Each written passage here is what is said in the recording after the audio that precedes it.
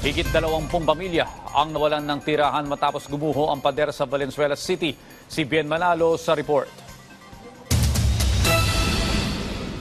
Ito ang aktual na kuha kung saan makikita ang matinding pinsala sanhi ng pagguho ng pader sa pagitan ng Barangay Mapulang Lupa at Barangay Ugong sa Valenzuela City.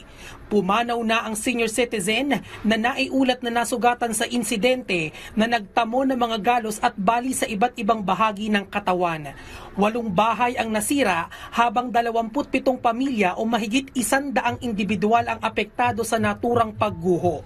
8 bahay yung ating na-check dito na bumagsak. And then 28 families po yung affected. Total of 113 individuals po lahat-lahat. So yung cost po ng ating pagbagsak kahapon ay yung paglabot po ng lupa, no, dun sa retaining wall ng pader ng katabing mga bahay.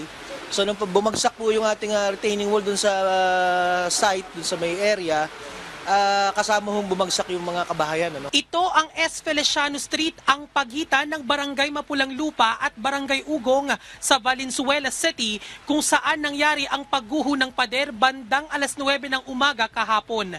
Dahil sa piligrong dala, ipinasara na ang gumuhong site at pinalikas na rin ng mga residenteng nakatira malapit sa pinangyarihan ng insidente. As of now ngayon, nakasarado po yung site natin, nakakordon para hindi magbalikan yung ating mga residente. For safety na rin po ng ating mga tao dun sa area. Samantala, nagpaabot na ng tulong ang lokal na pamahalaan sa mga evacuee. Gara naman nagbigay ng tulong ang ating tiga-LGU at saka ang ating DSWD. Marami pong salamat sa naitulong pong mga relief good, mga panig, kumot, lahat pong mga pagkain. Marami pong salamat. Pansamantalang nanunuluyan ang mga apektadong residente sa 2 evacuation centers na binuksan ng lokal na pamahalaan sa Barangay Mapulang Lupa at sa Barangay Ugong. Patuloy naman ang ginagawang assessment at pagtulong ng mga kawani ng City Social Welfare and Development Office sa mga apektadong residente. Bien Manalo para sa Morning Show ng Bayan, Rise and Shine Pilipinas.